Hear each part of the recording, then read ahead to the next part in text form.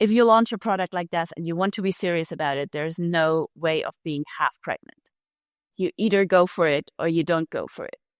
And you need to give those projects the time to really develop from the 0 to 1 to be able to judge. It cannot be driven by the fluctuations of core business.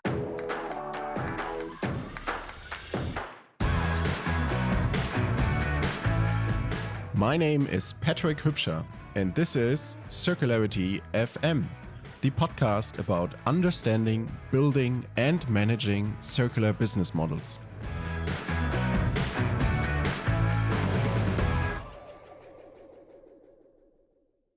Welcome to the 16th and last episode of PaaS Decoded. 16 conversations about the fine details of product as a service. In the last episode, Tom Schneider, Benedikt Breik, and Jörg André Juncker explained how the Trumpf pay-per-part model unleashed new efficiency gains. In today's episode, we want to wrap up this series. We will look at PaaS from a board's perspective and highlight 3 questions a board member needs to answer. First, why should we do product as a service? Second, how should we evaluate our readiness, but also the performance later on? And third, what is expected from board members? In answering these questions, we will reference highlights from previous PaaS Decoded episodes. She studied business administration and management at the European Business School in Österreich-Winkel and Hong Kong. After her degree, she joined Acer, stayed for over 16 years and earned an MBA from IE Business School during that period. She was head of sales operations EMEA and director business operations and transformation EMEA. Finally, she built up Acer's device as a service business and served as director everything as a service. Welcome, Mailin. Thank you for having me. This series covered many different product categories. However, there are more categories that also have product as a service. So what's any other attractive product as a service offer that has not been included in this series? I think when we look at energy transition, we see solar panels, even companies like IKEA venturing into that, really bringing innovation to the front and accessible to everyone. But in general, I have to say, listening to the podcast, I wish there would have been a podcast like that before joining or starting the journey of as a service. Yeah, couldn't agree more. So you started device as a service at Acer. Why did Acer start that? I think we saw clear market trends, market research companies that indicated significant growth. That was around 2019. So they said by 2024, 2025, the market would be booming on device as a service. So it was first a decision. We need to first understand what device as a service means, and then to be a player in that, to basically jump on the train or not. That was the main decision. So I think industry shifts and market trends that we could observe out there, and also from strategic partners that pushed in the same direction. Okay. And along the way, did you come across any other important goals that also help to justify such a transformation? I think the entire aspect of circularity, when we started, it was really industry shift. But the more you dive into the topic, the more you have to ask yourself the question, okay, what actually happens with the product's end of life, and also maybe end of subscription? So what about second life? What about third life? What do we do about this? And this comes to all the asset management of the fleet. And then that's when circularity comes in, and you ask yourself, okay, how can we actually get them? What is a refurbished market? How do those second-hand markets actually work? Because normally as a manufacturer, you're not very much involved in those. And that's when you see that there are actually players like Refurbed on the market and growing significantly. Yeah, And when you talk about circularity, also the first episode in conversation with Bert van Son from Mud Jeans came to mind, because I feel like he is so passionate about circular economy and using, in his case, lease jeans as an instrument to get material and the products back. So this is funny. He didn't really look at jeans as a service from a industry shift perspective. He more looked at it as an instrument to get access to the material and then reuse it, recycle it again. Yeah. And maybe also along these lines, the example Jonas Bulach from Visuk from Switzerland gave with the home appliances, because here I also felt they integrated quite nicely the circular strategy and also the industry shift with a clear focus on B2B first. So from my own experience, there's not always one single motivation, but I think overall it's interesting to see that some started either from a pure market side or mainly circularity driven. Yeah, the question is where to find the sweet spot to actually find the market, find the right value proposition, and integrating circular economy, that it can both. It's not a either or, it's an and. Yeah. All right. So let's look to the second question and dive a bit deeper. So we look at product as a service from a board perspective, especially when we're new to the business.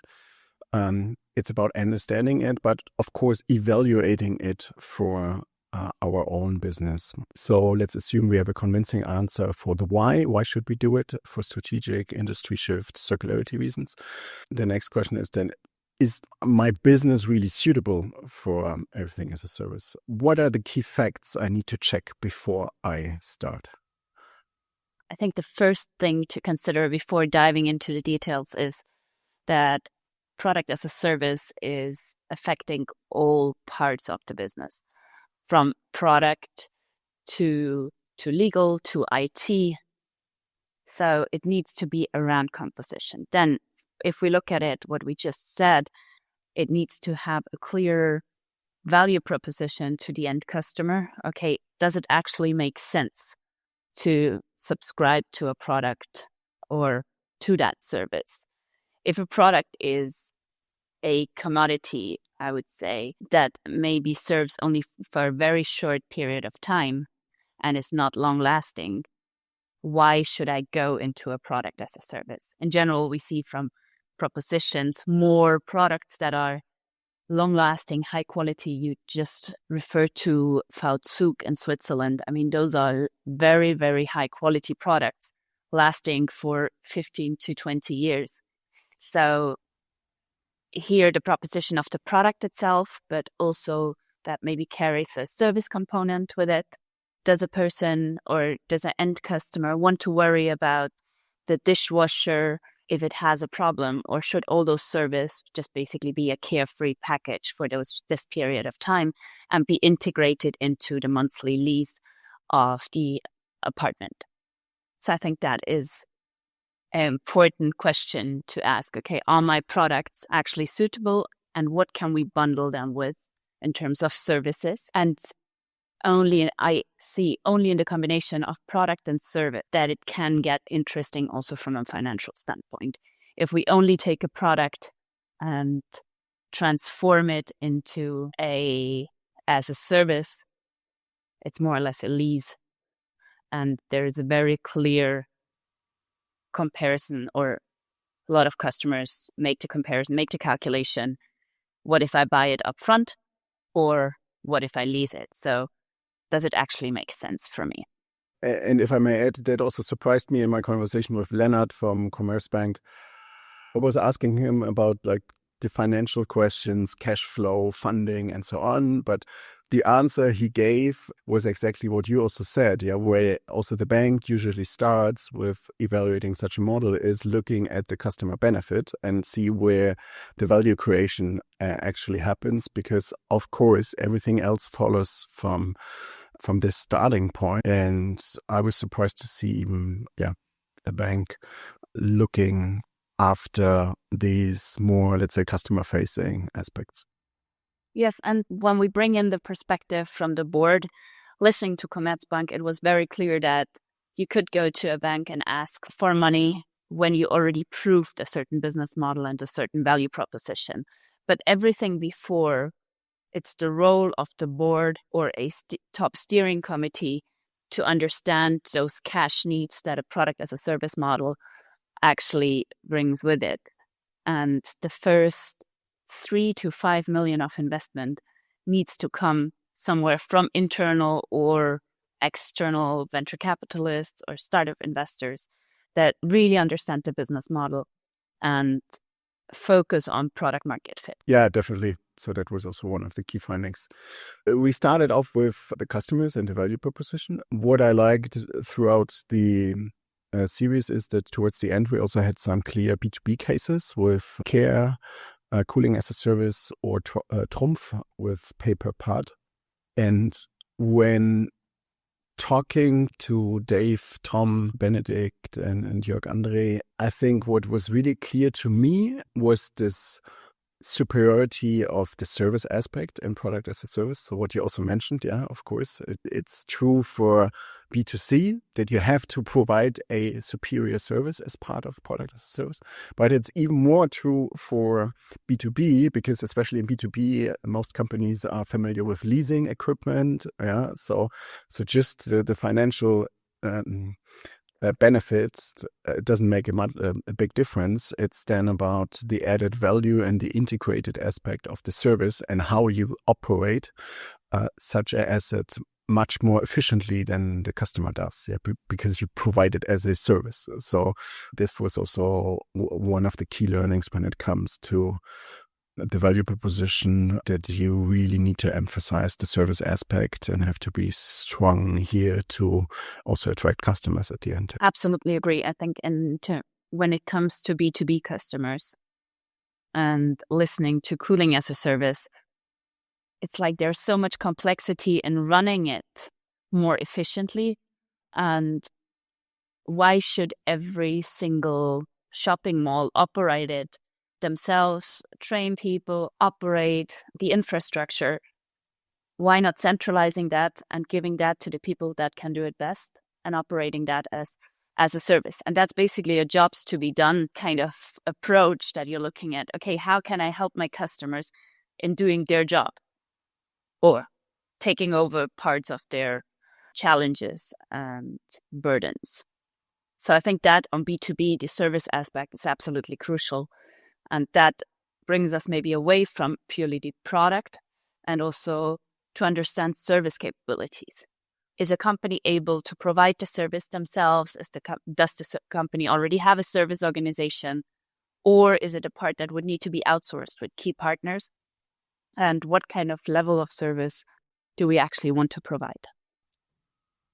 Yeah, definitely. And here, a shout out to Boris and Vincent from Philips. We talked about the refurbishment process of Philips, because that was also an interesting example where Philips has a refurbishment operations and offering with a standalone proposition to customers, because customers can buy refurbed products. And this is kind of a integrated solution with the rental proposition, because some products can be rented and it returns from the rental proposition. They are refurbished and then sold via the refurb proposition. So, of course, as you mentioned, you need to have good service operations, and you doesn't necessarily need to have them only for a product as a service. Yeah, first of all, it helps if you had a good service already before. That puts you in a better starting position. But you certainly also need to add certain operations when you run product as a service, especially to deal with the returns. And you can also turn that again into another proposition beyond product as a service. Yes, and I think that service aspect brings the next part of it. As a manufacturer, you're responsible for the entire life cycle of a product. If you are running a normal, so that's where then maybe also the complexity of IT comes in that we quickly discussed. In a normal linear business, you sell the product and you almost forget about it. Where manufacturers then have an access point to the end customers is maybe through register yourself for extra warranty, but we don't see the use of the product.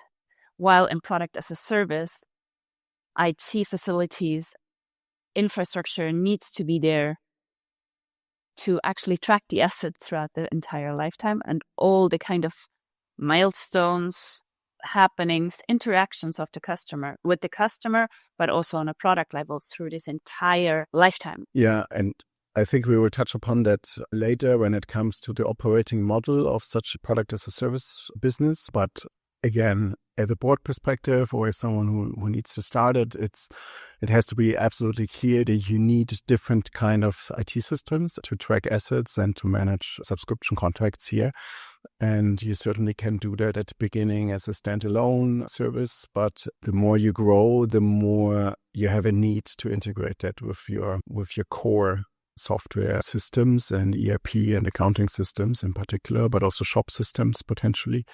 And I was impressed to hear what Rob from Aren shared with us. So Aren does the furniture as a service, started it already 7 years ago with a highly strategic ambition.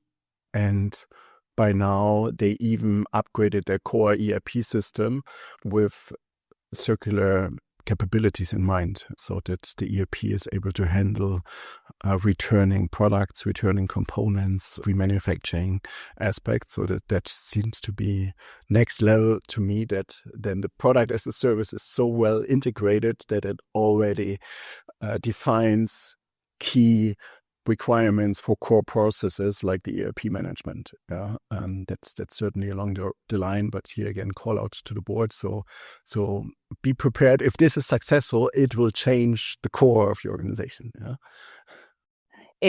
I think this is exactly what you're saying. It's on a board level, you don't need to dive into the infrastructures of IT, but you need to be aware that it will bring massive change with it. If it grows, it can be handled in the beginning manually, but it brings quite a level of complexity with it already early on. I want to just jump back to a bit the customer side or the product side, because what was also a key learning for me, and it's important to understand when we talk about customers, something that Anna Ballet from Lycée pointed out at the very beginning, where she emphasized it's not so much about the specific target audience or the specific person. It's always in combination with a specific context. So the very same person can behave differently in textile, in IT, in entertainment. So where in one segment he or she might have a preference to own stuff for certain reasons. In other areas, the customer might have a preference just to use it as a service. So of course, it's kind of obvious, but it's important that there is not the as a service customer persona out there. It really depends on the use case and understanding that. I mean, you mentioned also, Mailin, this jobs to be done approach. I think that fits perfectly to that one. Having clarity about the kind of situation in which as a service has a benefit, I think that's key. And what kind of customers are affected, that seems to be a bit like, it's important, but it's of secondary importance, I'd say. Or does it match your experience also? Yeah, I think you need to understand the customer and what kind of problems the customers have, or the customer segments have, and solve those problems with your proposition. If I think about a product like an engagement ring, it's a very, very emotional and private object that I could not imagine offering as a service, maybe in 50 or 100 years from now. But this is a product that just doesn't fit because, yes, you maybe need servicing or looking after a piece of jewelry, but it's something you want to own. Yeah, there's quite some emotional value attached to that piece of product. I might appreciate a tracking feature though, and some other people as well. Yeah. But at the same time, it could be that like high-end jewelry, what we see on runways or fashion shows, that there's a job to be done to dress a model, and that you rent jewelry there, but that's a different job than emotional engagement. Yeah, Yeah, definitely. I mean, there are a couple of examples from the fashion industry where you can rent your wardrobe, so to say, especially for then, high-end suits, cocktail dresses, and so on. So that also does exist. But I'm curious. So if anyone knows about jewelry or even engagement rings as a service, please reach out to us. But let's dig a bit to the product itself. So we stressed the customer side and also the service side. And I think what many people who joined it serious really highlighted is that the product itself should be, let's say, parsable. So, and I guess no one made that stronger than Nora Sophie Griffam from Cradle to Cradle NGO. So basically, of course, stressing that the product should have non-toxic materials, but should also have a design that enables repair, enables refurbishment, ideally enables spare part harvesting, so for remanufacturing later on.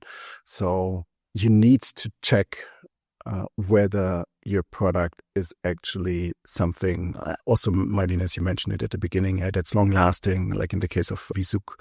So that's something you definitely need to check at the beginning in order to have a long-term profitable business. Yeah. I think the part on long-lasting is that it's not a business model built for obsolescence. It's not that I'm planning to put a product out there that after 2 years or just after guarantee breaks down so that people buy more from me.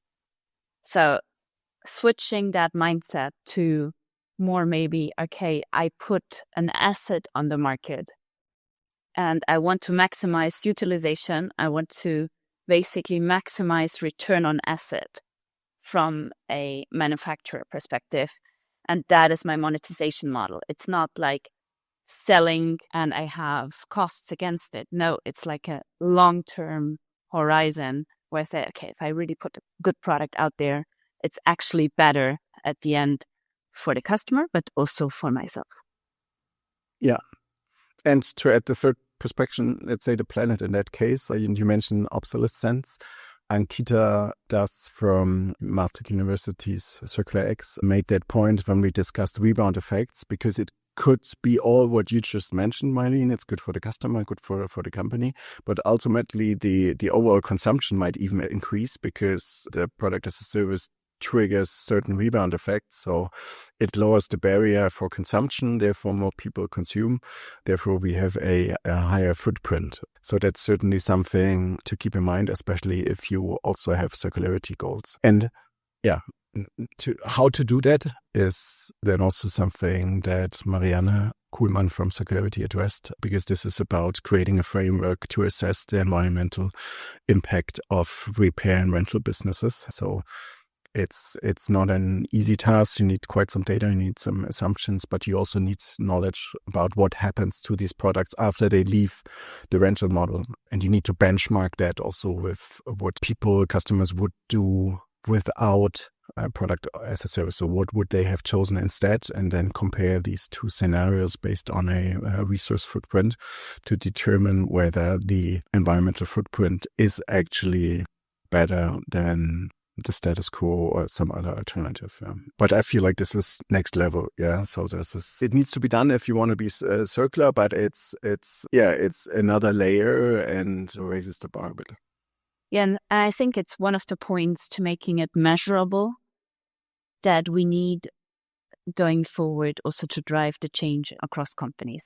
How can we say, okay, we're launching circular business models if you're coming mainly from a circularity point of view without being able to measure it? Because it seems to be natural. Everyone is talking about circularity and I'm a strong believer, but as long as we don't have those data points where we can actually say, okay, what kind of damage does a product do to the planet and how less damage do we do if we put that into a product as a service proposition, it's also hard to drive organizations or change organizations towards such a model. Yeah, definitely. So let me just reflect and summarize a bit to see if we left something out. Key question here from a broad perspective is, if we want to look into as a service, and we answered the why question. Why do we want to do it? We need to check certain special aspects. So we discussed on the value proposition side, what kind of problem does it actually solve? Where is the service aspect, especially in B2B, but also in B2C? Do I have the capabilities to do that? So like a service organization, the operations, be it logistics or also repair and refurbishment. But also, of course, the customers, what kind of pain points is product as a service solving, which all requires a suitable product.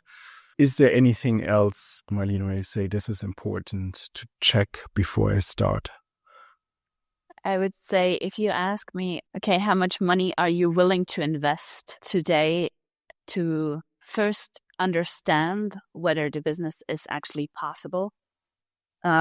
So like a feasibility study in the beginning, how much money are you willing to put on the table for that? And then how much money are you willing to invest over the next 5 years into such a project, or 3 to 5 years? I don't think once we signed off a feasibility study, it needs to be first clear that it's a long-term horizon, and there needs to be a dedicated budget that can be made available so that the teams can try things.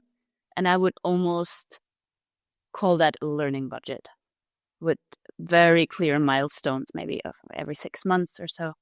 More like startup investing to say, okay, how can we unlock the next rounds and what do we want to prove with each milestone? And just to manage expectations, so do you think after 3 years, this is then will be a standalone business unit that can live from its own revenue? I think it first depends how you measure revenue. And there are two parts of it. One is the asset financing that you put the products, and the other part will be a platform business. When we look at a Grover, for instance, they split the company even in two, one for really the funding of the assets and one into like the platform and providing the services. So I think the side of the platform needs to be clear how this business model works and needs to show maybe monthly recurring revenues and simulations that make sense. It does not mean that this is cash flow positive yet, because when we look at the example of Zug again, we were talking about 12 years of a lifetime of a machine.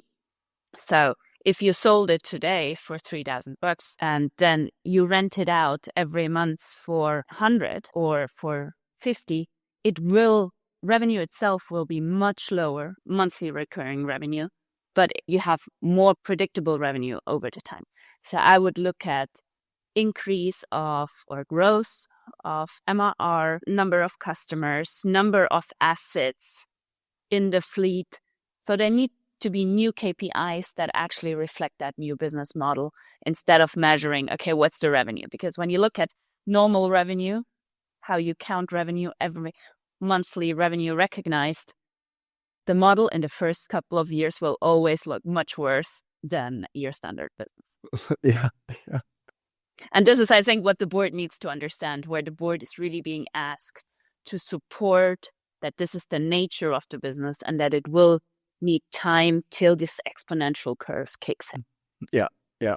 I feel like we can't stress this enough. So it's a bit like looking at a flat and compare, let's say, the buying price of a flat, of a couple of hundreds thousand of euros with the monthly rental fee. Yeah.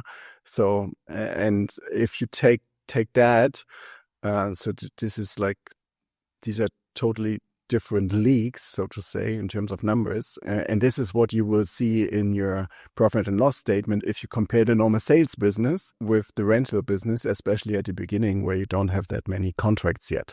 So be aware that this is a different revenue model. And to add one more thing that Tom Schneider by Trumpf mentioned, so he kind of highlighted that their CEO, so the Trumpf CEO, challenged the product as a service team. There is like, make sure that every single transaction is profitable. Because if this is the case, then you only need volume, which of course it's not only, it's also a challenge, but as long as every single contract, transaction, whatever is the key metric for your business. If this is profitable, you just then talk about volume and scaling. But yeah, as you mentioned, it will take time, and that time also depends on the longevity of your product. If your product is long lasting, like the Vzook example, naturally this business case will break even later than if the product itself already has a shorter lifespan. Yeah. And that maybe brings me to one topic for sure for management where numbers are reported, but also on the individual sales teams. So when you think about where to put that new product as a service in the organization, do you actually want to use the same sales organization and then your core business? Because we have the same challenge on a sales level. If I'm making a deal of 100,000 today for something new that I'm not familiar with, I maybe need to work 10 times as much and pull a leg and an arm to sign a contract of 1,000 per month. If my KPIs are not reflecting, or if I'm not benefiting from making that effort, it will be difficult to transform the traditional sales organization. Yeah, it's good that you mentioned it. And here I was also impressed by Arendt again. So when I asked this question to Rob, how do they handle that? Because they sell furniture as a service from the same salespeople and sales teams as the normal linear furniture sales. And they solved it quite nicely, I feel, because they, what he said is for the salesperson, it doesn't matter. So it's the same sales incentive because they also, like Grover, have a special purpose vehicle that owns the asset. So, and from a sales team or sales rep perspective, if I do a furniture as a service sale, I actually sell the furniture to that special purpose vehicle, get the same bonus commission, then I would have gotten for a normal linear sales, and this incentivization conflict is then handled in a special purpose vehicle. But I feel that's quite a powerful way of doing it to get rid of this conflict and at least create equal weaponry, so to say, than if you have these competing incentives on the sales side. Yeah. No. And just to highlight, as we would talk about the special purpose vehicle, and you mentioned Grover, I also learned a lot when I listened to Mitya Sadar, who built up a special purpose vehicle or scaled it up at Grover to nearly 2 billion in debt financing. So as we said at the beginning, if you start something like that, you need to have some learning budget at the beginning to finance the first assets, the first contracts. But later on, there are also debt financing partners that can take the asset value of your balance sheet. So this is something that can be taken care of. But here again, on the board level, you need to be aware at the beginning, it might drive your own CapEx, but there's a solution to that. That itself shouldn't be the problem and the blocker to scale such a model. Did we miss anything, Mailin? We talked about revenue and also in the different revenue structure. Costs-wise, anything to highlight from your perspective where it's important to know on a board level? I think cost, especially when you look at service costs over the lifetime, those might be driven by a lot of assumptions. Because if you have already warranty extensions and so you maybe see what you have some experience data. If you don't, you need to take the best assumptions and verify them on a regular basis. So if you are too conservative, you're maybe out of market price. If you're too aggressive, it might haunt you after. So just if you look at costs and revenue over the lifetime, to run always several simulations and go from a best case and a worst case, and then work from those hypotheses backwards. Yeah, definitely. So now I think we addressed some key special characteristics of product as a service. If board members are still interested, the next step would be to assess the own readiness of the organization. In most companies, 9 out of 10 companies that say, they don't have experience with everything as a service before. So how can I make a readiness assessment here if I don't have the capabilities in-house? I think there are the first consultancies out there that are looking at product as a service. So either going outside to have a feasibility assessment or going to own strategy teams to, in a first step, understand the business model, understand all the complexity and the different parts, and then to have a very frank conversation. Okay, do we have a strong enough why we go into this? What could be the first trials? What could be the first MVPs? And what would be the next milestones to unlock more budget, more people investment? And after that, I would really ask, okay, where should a team be located? Should it be an internal team? Could it be even an investment in an external startup?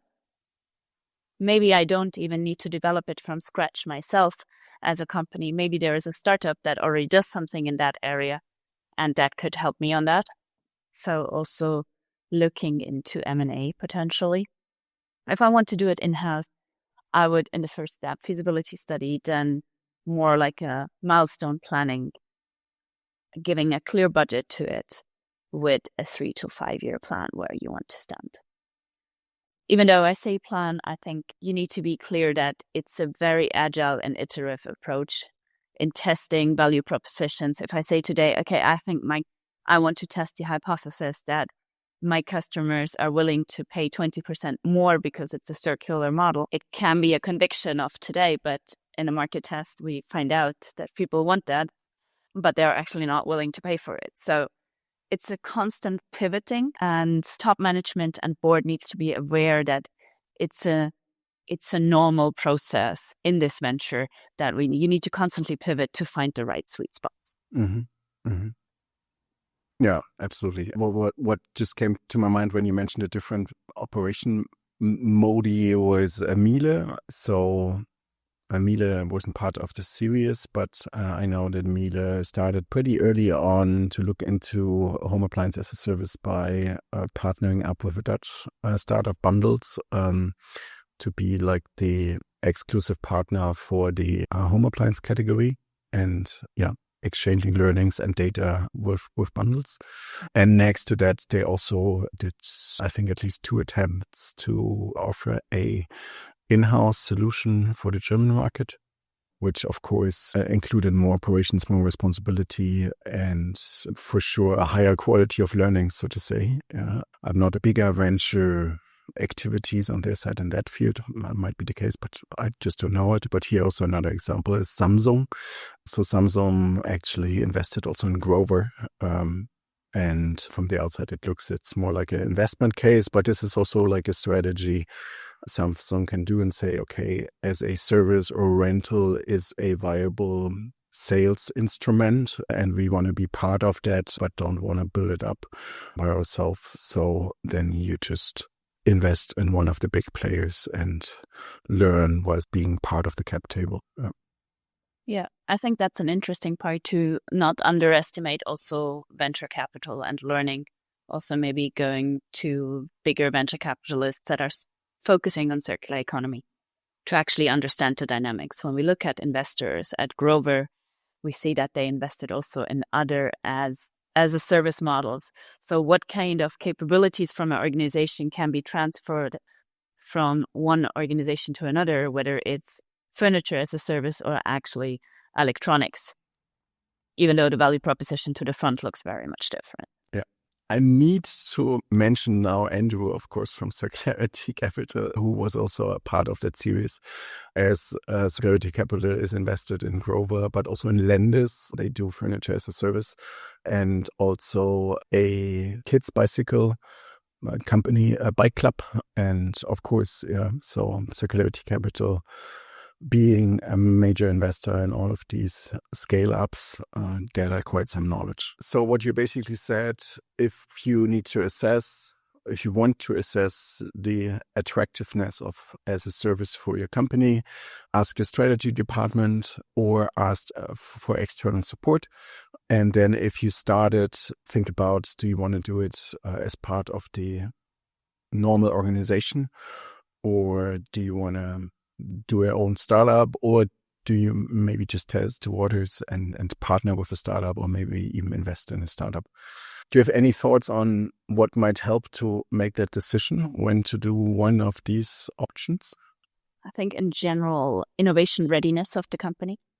So do we maybe already have an innovation unit that looks into new products, new trends, and it's, in brackets, just another venture that we want to go for? So there, I think it could be a perfect fit.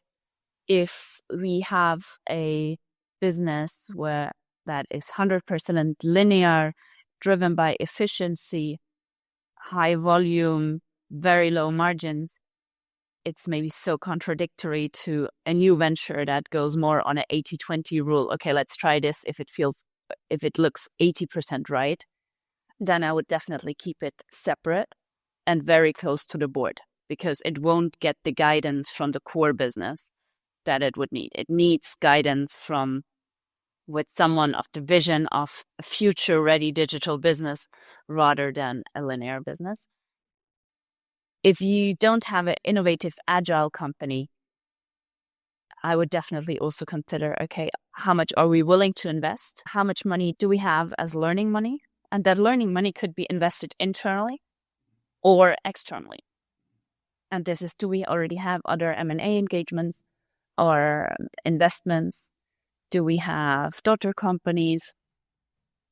So that would drive my thoughts around it. Yeah. To also limit the risk.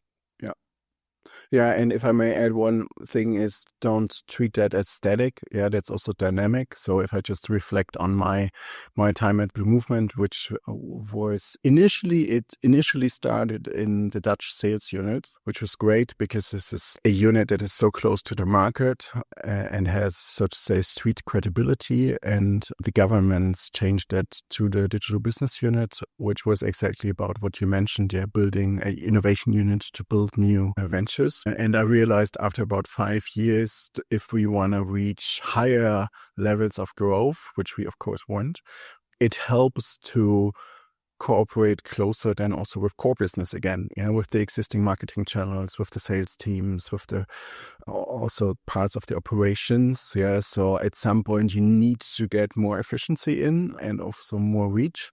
So it's, at least that was my perspective, makes sense to work closer together with the core business and see how to find common ground there, and how the as a service model can benefit from the core business, and maybe the other way around. On a personal note, this was also for me then one of the points where I said, okay, that's a bit like a next chapter, and there might be other people more suitable and to do that from a profit perspective, but because that requires also a lot of knowledge and network within the existing organization. Yeah, so yeah, I think it can be compared to bring it from 0 to 1 separate, and then once you hit the 1 and above, you have a proven business model, you have a clear value proposition.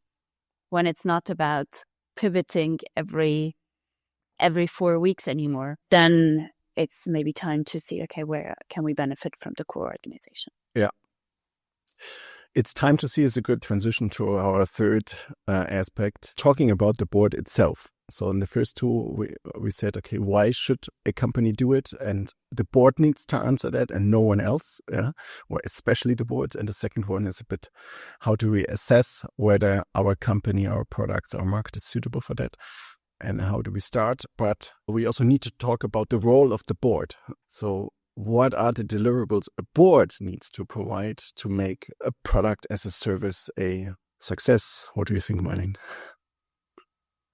I think, first of all, a board needs to understand that product as a service is very different from a linear model.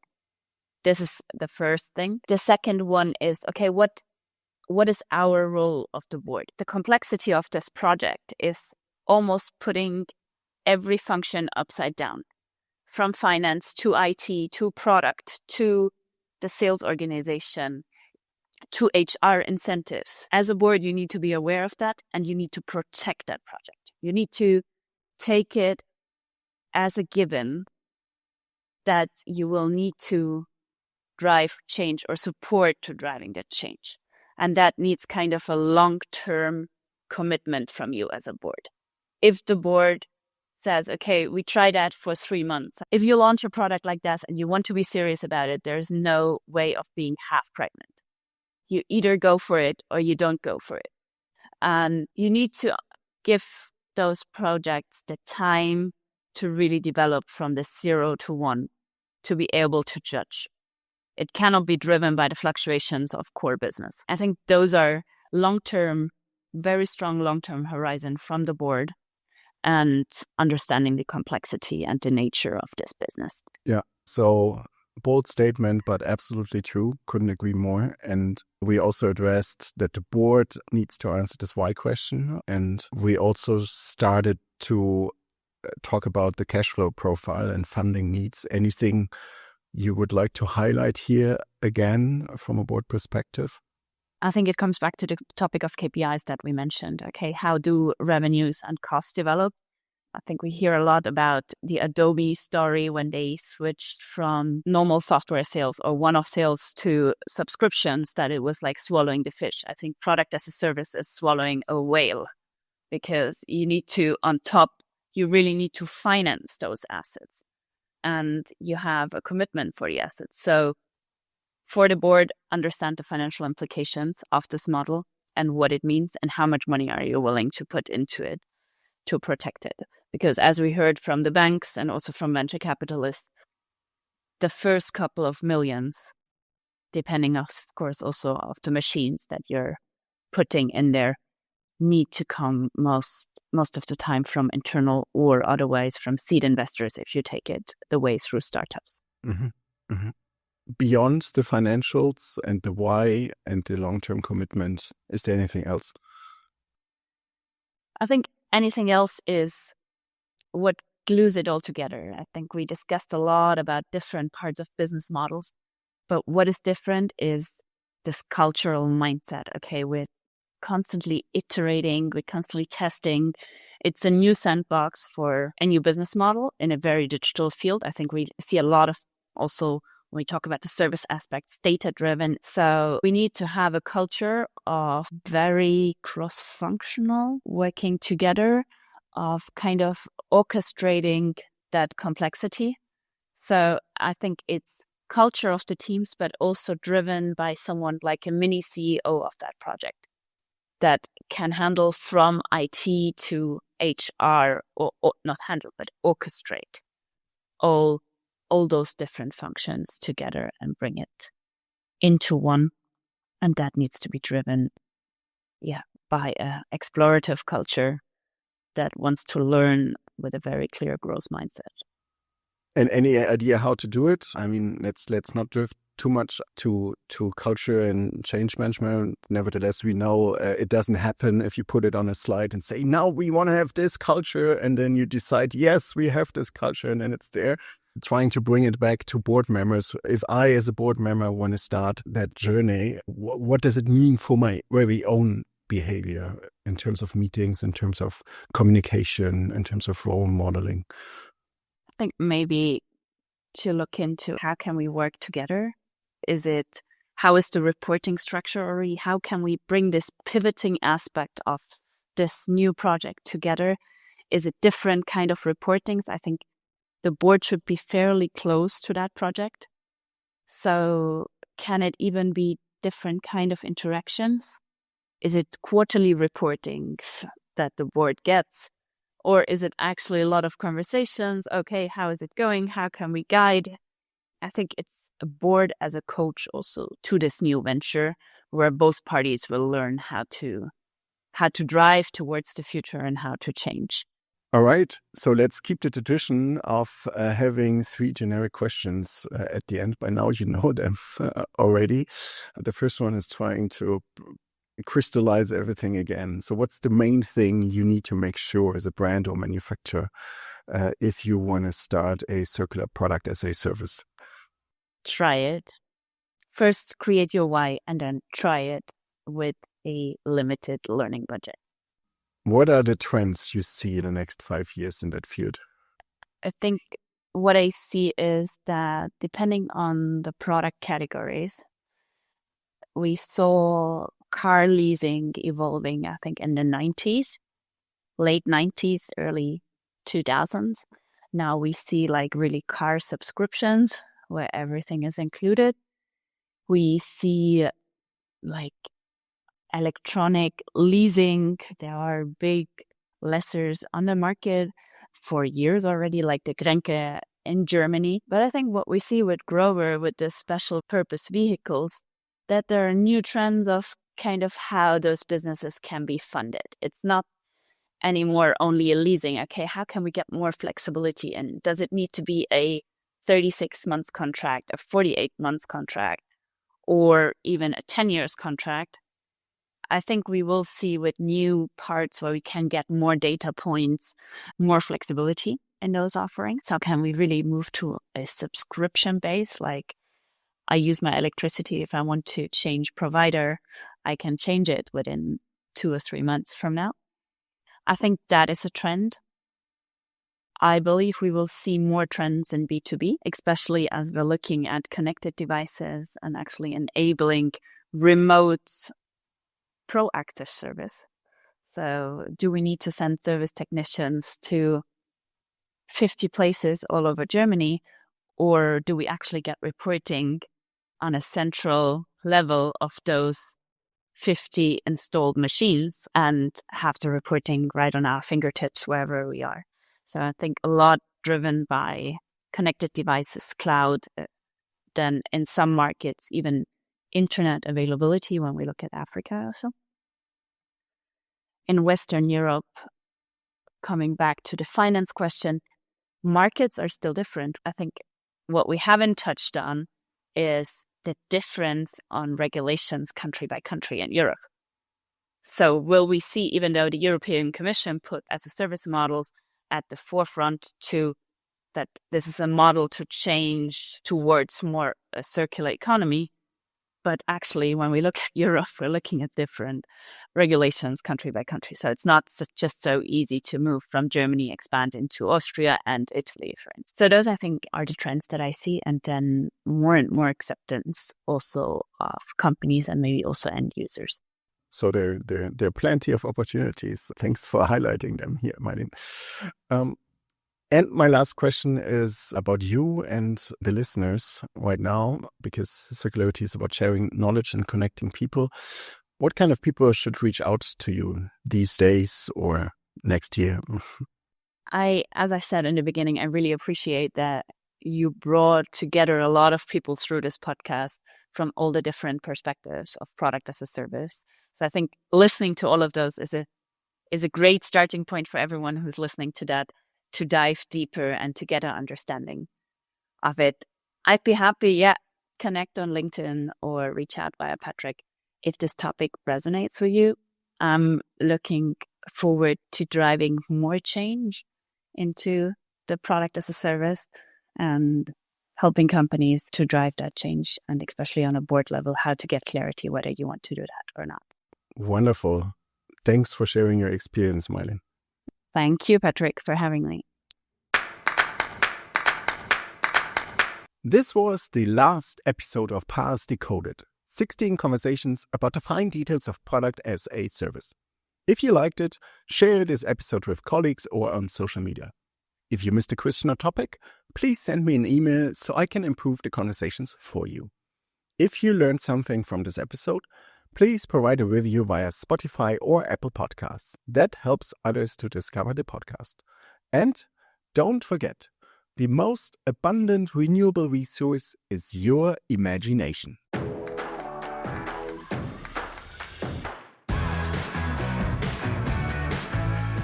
My name is Patrick Hypscher, and this is Circularity FM, the podcast about understanding, building, and managing circular business models.